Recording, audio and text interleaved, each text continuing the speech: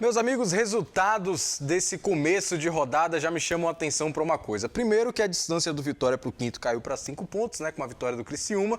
Mas eu estava olhando a tabela, eu acho que as 4 vagas vão ficar entre os 6 primeiros, mas não consigo descartar nenhum dos 10 primeiros colocados dessa Série B. A gente pega aqui Vitória, Sport, Criciúma, Juventude é o G4.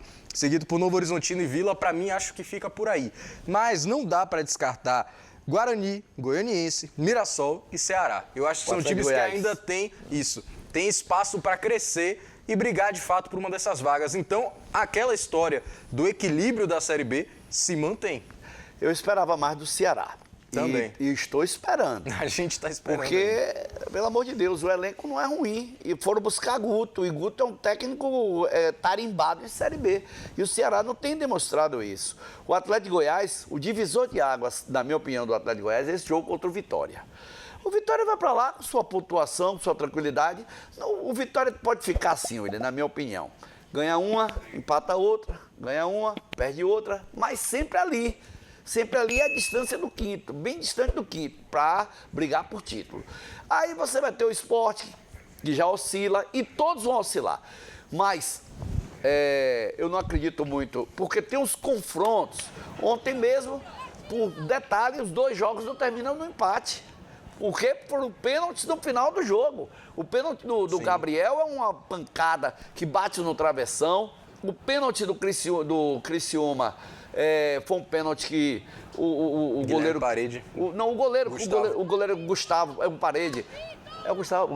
Gustavo é o goleiro, Parede bateu. É Gustavo Apito. O Apito foi lá e fez um defesaço. Então, os 2 jogos poderiam ter acabado no empate por 1-1 e a situação seria outra totalmente diferente. Sim. Hoje todo mundo está dizendo, ninguém pega o Vitória, ninguém pega o Vitória. Teve 3 pontos para um, 3 pontos para o outro.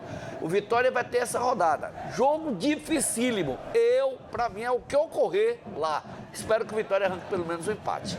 Eu só não concordo muito em relação ao Guarani. O Guarani, eu não acredito muito. Oscila muito. O Guarani, e não é de agora, o Guarani há muito tempo, e não é de 78 para cá, quando foi campeão, mas o Guarani, ele acaba oscilando muito quando chega na reta final da competição, perde muita força, e eu simpatizo bastante com a equipe do Guarani. Era bom ver o Guarani chegar na reta final brigando pelo acesso. Terminar a rodada com pontuação de G4, pois é. Se vencer.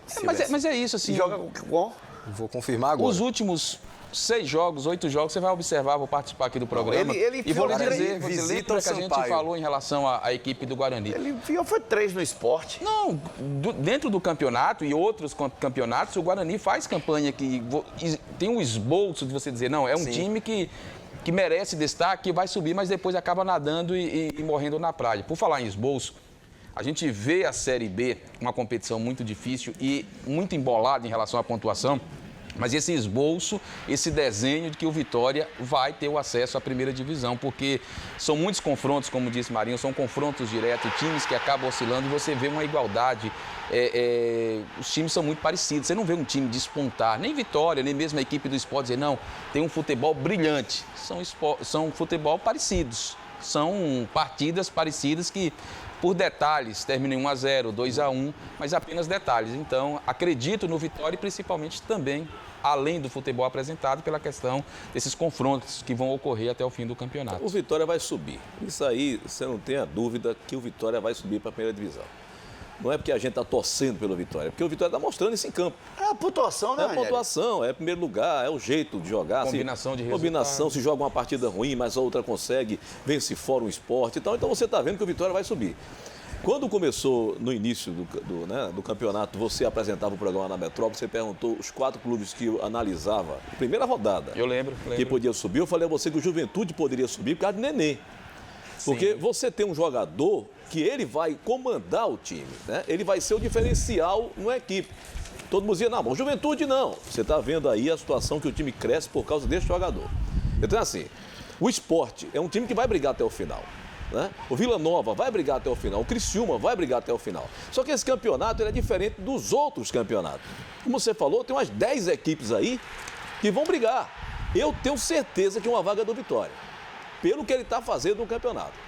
As outras 3 vagas, é muito difícil a gente ficar aqui analisando.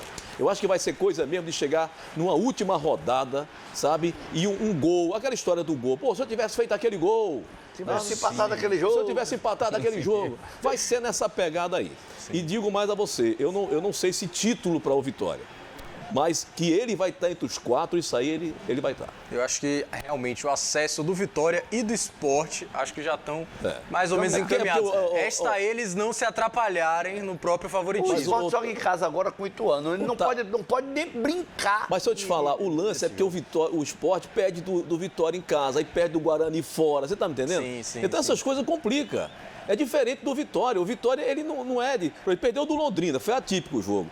Mas ele vai lá fora e ganha, né? Novo Horizontino perdeu em casa. Você tá me entendendo? Da Chapecoense. Então são essas situações que você precisa analisar, de que o Vitória ele é diferente e vai buscar essa classificação no que ele está fazendo.